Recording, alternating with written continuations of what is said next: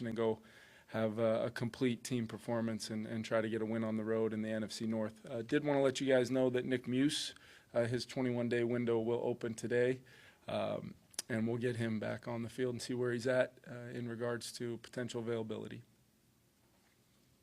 Kevin, when you were scouting Caleb Williams, how much of that was he could play here, or how much of it was knowing the Bears have the #1 pick, we're going to have to face him twice a year? Well, I think, anytime you go into what I hoped to be a very thorough and detailed process, you really can't look at it at the beginning of it if you're going to do it the right way as, start slotting where guys are going to go. You just have to have a complete evaluation of the whole class. So really over the last 2 years of kind of getting a jump on, his previous year and then on into his last year at USC, studied him a lot. Big fan of Caleb, gotten to know him over the years and through the process. When he was coming out, immensely talented, both as a thrower, a pure thrower of the football, but his athletic ability, his ability to play outside the structure of a play. He's got the chance to, move the chains on every down, which is what really good quarterbacks in this league consistently demonstrate, and he's, well on his way to doing that. I think he's, really, really good young quarterback.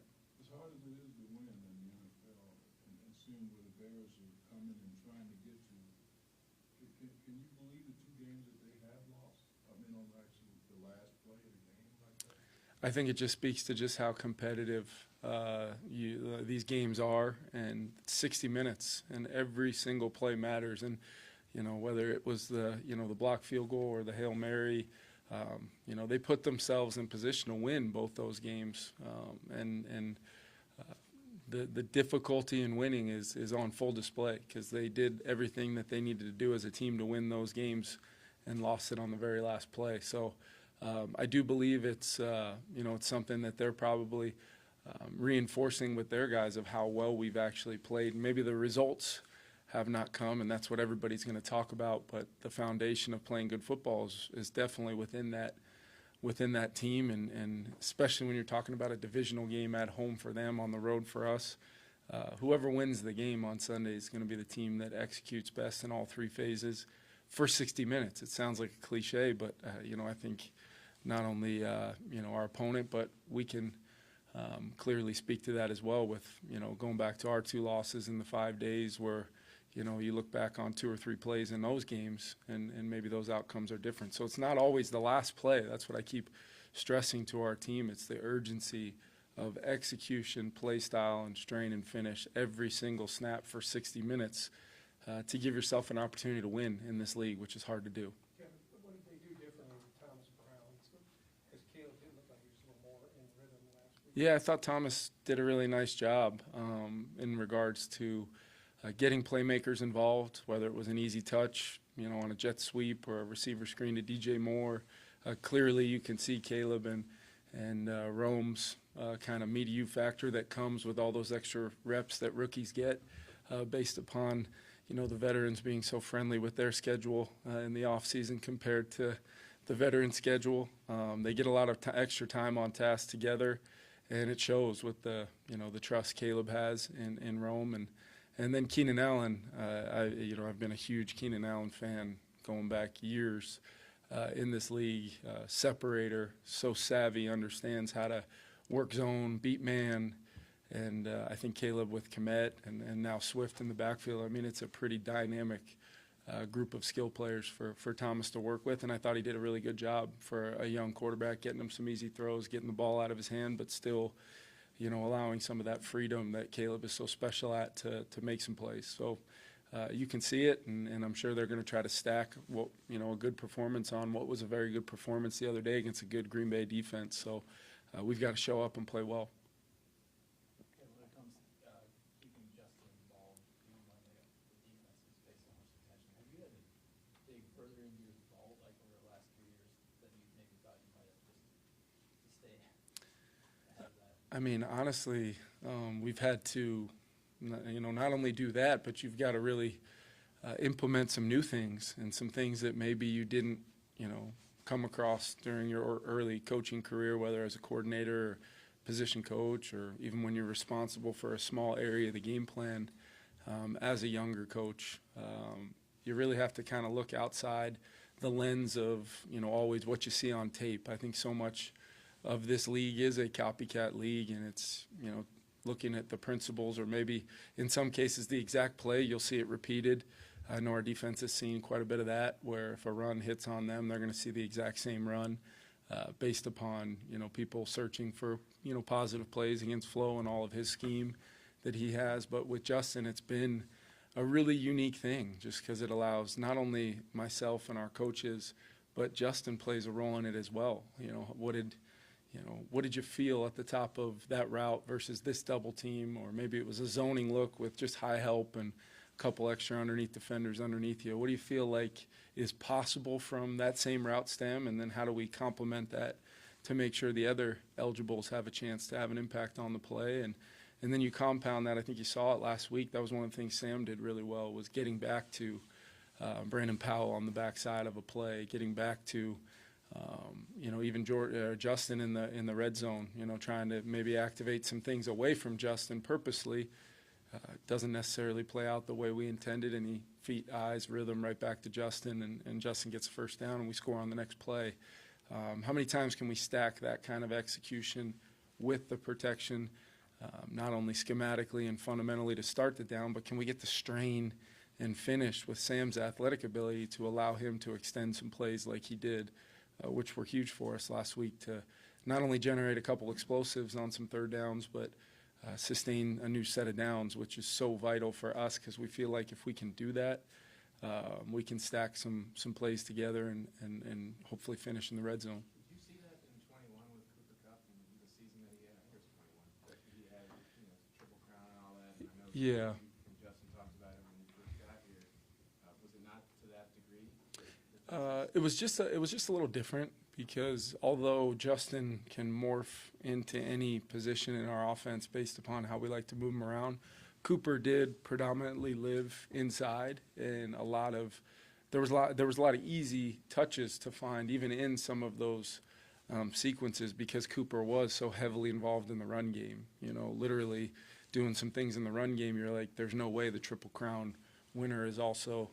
I'll think back on a play against Tampa where he ended up somehow, with how the play ended up, he was blocking, I think, Levante David at the point of attack. It looked like we were running a 21 or 12 personnel play with just our receiver doing that. So off of that, a lot of times, the marriage of the run in the past, there were some easy touches for him. With Justin, we're pretty purposeful about, some of the things we ask him to do. He's very willing, but just knowing just how vital he is to our offense. So I think it's a little difficult sometimes to really kind of compare the two.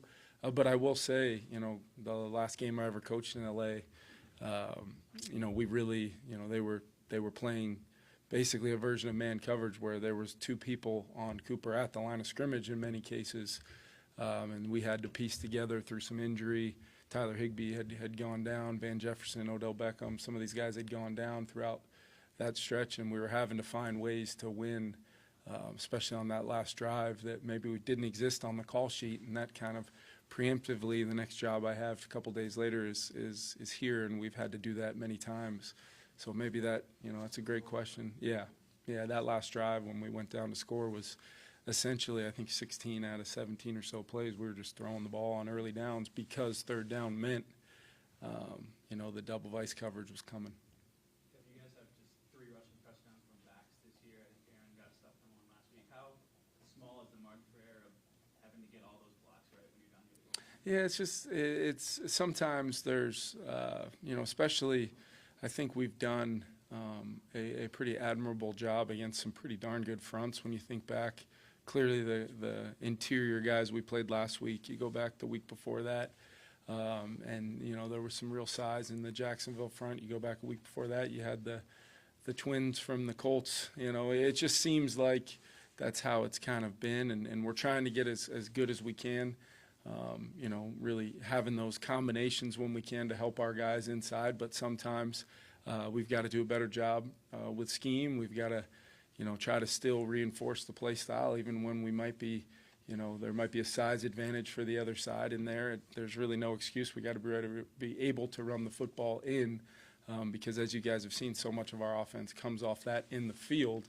It's just when the time and space of, field defense and those safeties are that much closer, those linebackers that are that much more fast to trigger downhill, it can be tough to get more than just single blocks. You can get a hat on a hat, but what are we doing with those, and can we find a crease? And I think we're all involved. It's the backs, landmarks, and vision to try to, get a messy, dirty run in sometimes down there. It's Sam being responsible for whether we're running a play versus this technique or this technique. And then sometimes when in our attempt to throw the ball in, we might, get still shell coverage or a red zone version of that, and we've got to run the ball in versus those looks and haven't done a good enough job against that. And that's where we got to keep improving. And it's not going to get any easier any week you play in this league with the type of teams that people have built inside out defensively, for sure.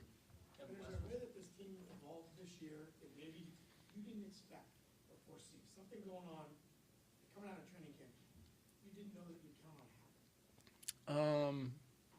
To answer your question, there really hasn't been, because I tried to portray my expectations from the very first time I stood in front of this team, as a whole in training camp when we reported in late July. And I told the guys the other night at the hotel, if when I did that, and we've added some new players to the team, if there was anybody in this room that didn't believe what I said then, I hope you do now, and I hope you do based upon the work and the commitment that you guys as players have put into building something that we feel very special about. And being 8-2 after 10 games is great, but I've challenged our guys. All of that, all the times I've talked, which as you guys can imagine is plentiful, all of that means absolutely nothing if we don't continue to improve and get better and play our best football here towards the end of the season. And we're going to play some really good teams, offense, defense, special teams, where if you don't show up and play to the best version that you can of your own team, it really doesn't matter what the opponent does, because everybody's good. Everybody's got the ability to win a game on any given Sunday, and that's what this league's all about. So, there's really hasn't been a time, just because I've tried to push beyond maybe their own personal expectations early or anything that they might have been hearing from a narrative standpoint about our team. I've tried to kind of wade my way through that and eliminate all of that and just keep them focusing on what we're doing on a daily basis around here. But Archuleta said, Tom Brady when it comes to being an analyst, but when it comes to quarterback, he said that you can tell Darnold has been coached in a way that he's never been coached before. If so, if that's true, what's different? What would you be doing different than someone else? I can't really speak to, any other situations. I feel very strongly about the way we coach the position here, and it's definitely a we thing. It's not just me. It's Josh and Grant in the room. It's Wes. It's our whole staff, and then I think it's the Sam dynamic of hopefully feeling like it is a back and forth thing where we're always going to coach them hard. There's been some moments where we've come in on Mondays and maybe I coach some things up a little harder, based upon, being the razor thin margin of error for the quarterback position. That's what it is. And it's when you go back and look at times that it doesn't work out, you better have been coaching principles to try to avoid some of those things ahead of time. So then you're just circling back to, hey, all this was, this was a feet and eyes thing, or you've taken this rep 15,000 times since you've been here, but why on this one was this footwork a little off, or why are your eyes in this place instead of right here? And normally when you peel all those layers apart and do it in an organic way that has a little bit of a positive reinforcement of belief of the player, you see a guy play at a good level and a high level. And what we're trying to get with Sam is just get him to play the best football of his career based upon the principles that we believe exist in this offense, and stay as consistent as possible regardless of the result, good or bad. We go back to work and we coach, and that's a back and forth thing that I think is important with NFL quarterbacks, that they feel that ownership of the position personally because they're given the opportunity to do so. How common is the feet and eye thing? You mentioned that quite a bit. Is that a common coaching technique? It seems like it would be. I'm sure, I hope it is. I hope it is for, just the greater good of the health of the quarterback position. But it is, maybe there's a belief in other things, and those may work too. I just know that, coaching the position as authentically and consistent as you possibly can is something that I believe very, very much to my core in doing so, because there's just so many variables in it that if you're, I just don't want to ever be literally the Monday morning quarterback where you're holding the clicker saying you should have done this, this, and this if the player's never heard that before. That's my fault. That's not any quarterback's fault. And it's just the way we try to do things around here, and we feel strongly about it. And hopefully that the guys that play the position feel that way too. Kevin West talked yesterday about how you guys used the GoPro and VR to help JJ along. Did he? What is the benefits of that, and where do you see that? I think we're trying to use any and all resources we can to maximize this year for JJ. And obviously with the first things first, I'm sure Dr. Phillips didn't share about the medical side of things, but he definitely, that has been the number one priority. But with that, a very, very strong thought process and detailed plan where we're using any and all resources. And luckily we've got, the greatest owners in the world that just let us always have the resources we need, especially for somebody as vital as JJ is to the future, not only his personal future, but just for our team. And so we've done a lot of different things than maybe you do with a 10-year veteran quarterback, just to make sure that we're farming just an ideal learning environment for him to hit the ground running when he's healthy. So, but I'll let Wes keep the details going on that. Who's that, Dr. Phillips? I just saw him a few minutes ago, so I think he's still here. What have you thought of all of those adjustments has Yeah. considered into playing for this defense? Yeah, just look at, even the last week's game, third down, and it's him and Cash up there in the A-gaps, and they're running a pick stunt, sacking the quarterback, and then critical down later on in the game, they're right back up there, dropping out into coverage, playing a vital piece as P. Jones or Gink get one of those sacks in the 2-minute.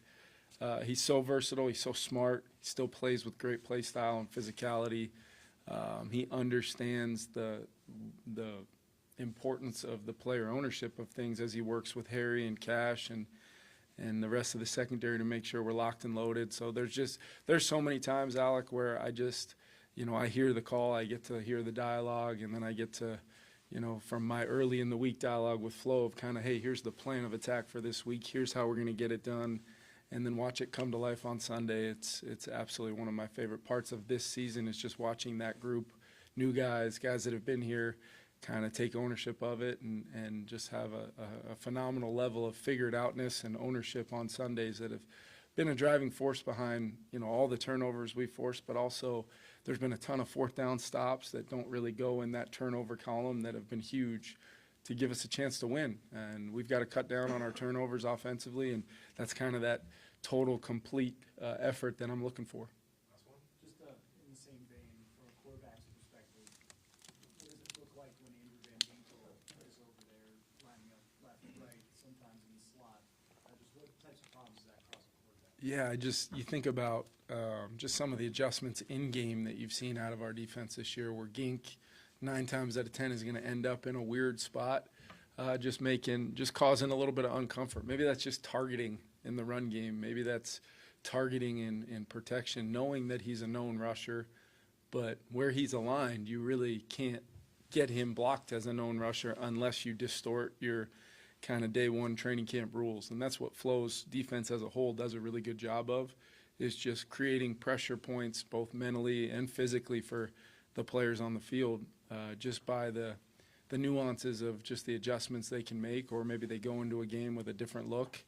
And I think it keeps people really honest from a standpoint of that play sheet, as large as they're getting around the league. From a size standpoint, you better not go in with too much, because if you overextend yourself and you're not ready for some of those adjustments, we've been able to capitalize on some of those things. So it's a great question, and I think it's speaks to the value of what he's been, but then his value shoots up when you start thinking about Cash, Josh, Harry, those guys along the front, Grenard on the other side. It's fun to watch. It's fun to be a part of, and just looking forward to them to continue to build and try to find their way towards playing their best here late as we get into late November, December. Thanks, guys.